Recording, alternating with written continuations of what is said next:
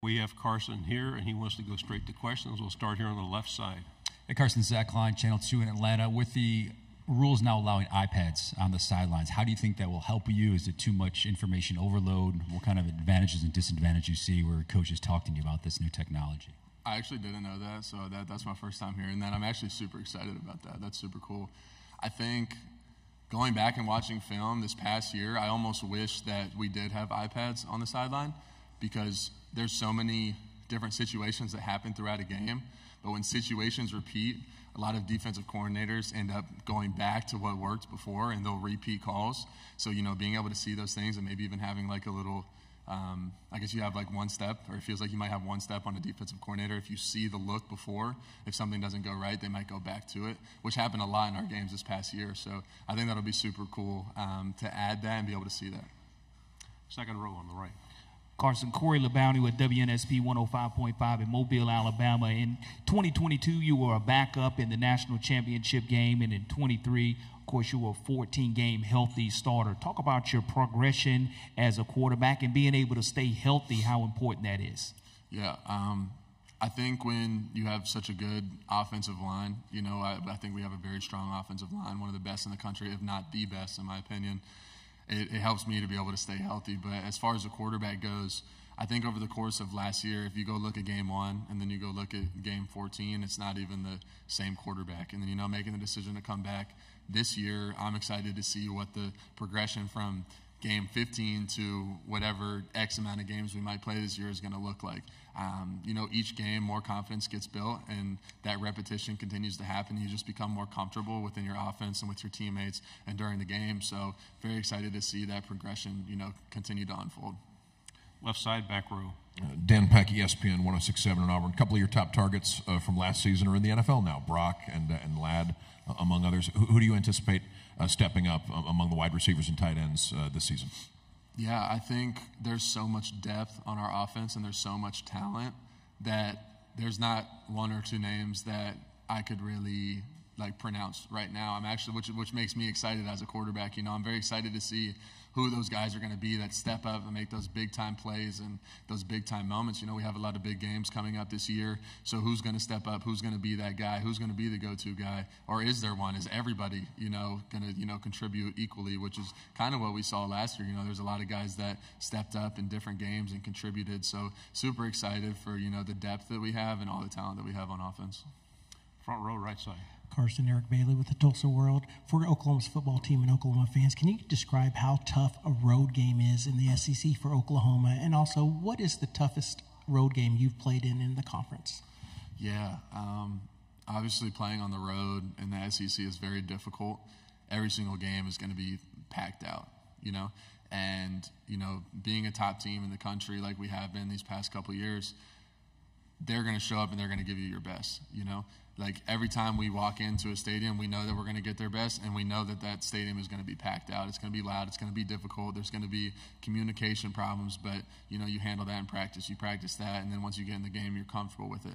But obviously an SEC schedule is very difficult. I'd say the hardest road game was my first one, was at Auburn. I'd never been on the road before as a starter. Obviously, I had experienced road games from the sideline, knowing how loud it is, but it's different when you're in the heat of it, when you're thrown into the fire and you have to be the one to distinguish the fire. So, but I'd say Auburn, that was definitely, it was very fun. I'll say that, although difficult, very fun, and I definitely enjoyed playing at that stadium. Left side, and then pass it to your left.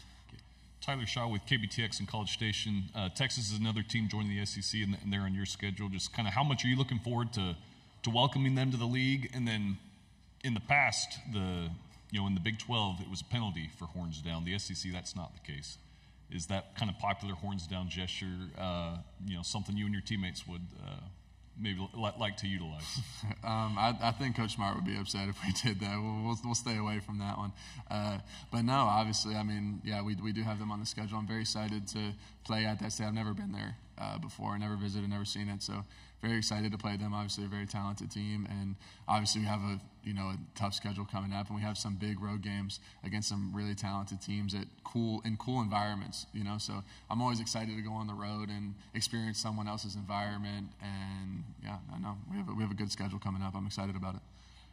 Right side of the aisle and then pass it to your left.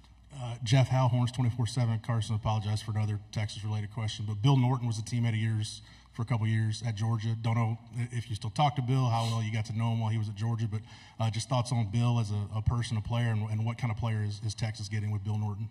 Yeah, I think we had a pretty good relationship whenever I was at the University of Georgia. So actually my first visit, he was on his official with 2 other guys that he came in with initially. So that's actually one of the first people that I met at the University of Georgia. But I think he's a great player. He's a great guy. We always had a good time whenever we were together. So, Left side on the aisle. Hey, Carson, Dean Legge from Dog Post. You've got some ink on your left leg that says "Sky's the limit" with this. I think the shuttle. I don't know if it's Challenger or what. Why'd you go with that, and what's the semblance for you? Yeah, I think it's self-explanatory for me. Like, sky's the limit is, like, there is no, like, as far as, like, progressing and getting into, like, where I want to be, like, there is no limit, you know? So, like, if you shoot for the sky, there is no ceiling, you know?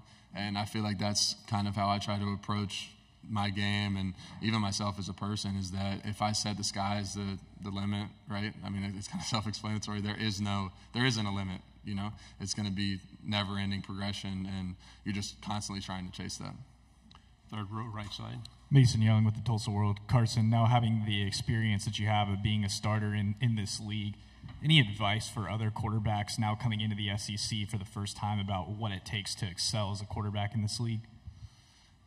I think the biggest thing is preparing, you know. For me, what gives me confidence is my preparation.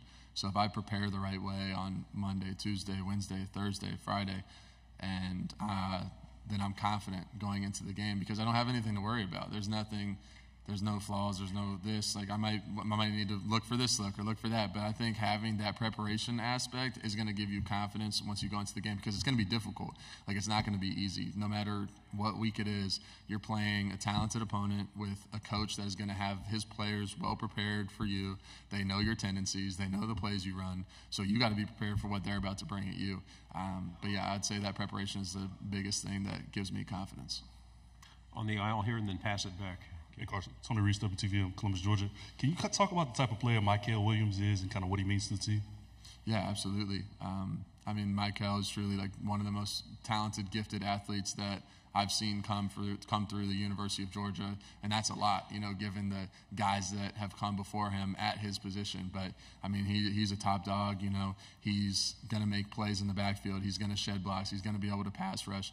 And him having that ability to play on every single down and have such an impact that he has is what makes him such a great player. And then beyond that, the guy that he is, the person that he is beyond the football field makes him even better, in my opinion. So, no, he's a great guy. On the aisle, please. Carson, Aaron Mukes, WALB. You're obviously a confident guy. How have you been able to balance that confidence now in year 2 as a starter, Heisman Trophy candidate, and not gotten overconfident at this point? Yeah, for me, I like to, you know, put my focus on the team around me and focus on what's actually important. You know, when you focus on the team and you really put other people before yourself and you are selfless and you focus on your wide receivers, you focus on the O-line, you focus on the tight ends, you focus on the defense, you focus on the team as a whole, it kind of takes all that, you know, outside noise and pressure of these individual awards and individual statistics, and it puts it on, okay, let's win this week, and then let's win the next week, and then so on and so forth. And when those things happen and you can focus on the team and everybody on the team is on that same mindset, that's when those individual, you know, kind of awards start to happen. So, like I said, just focusing on the main thing and keeping that the main thing. Final question, left side.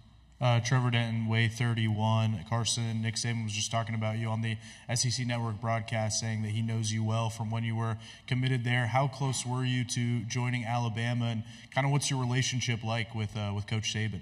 Yeah, obviously I was committed there. I want to say it was my sophomore year of high school to just after my junior year going into my senior year is when I decommitted and committed to Georgia. I'd say I have a great relationship with Coach Saban, obviously one of the best, if not the best college coach of all time.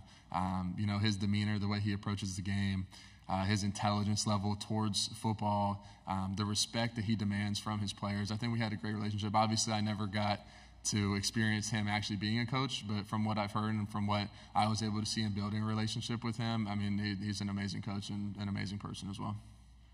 Carson, thank you very much. Thank you.